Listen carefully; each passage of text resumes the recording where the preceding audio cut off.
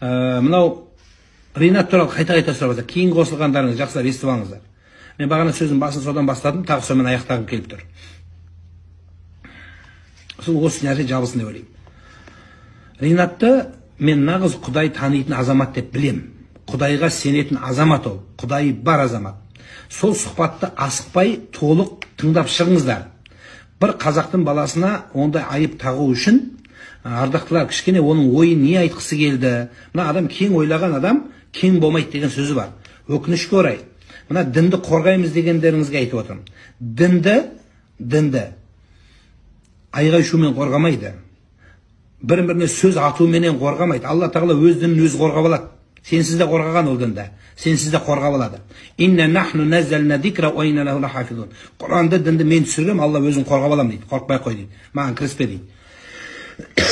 Бұл бір. Сен өз семьяңды қорға.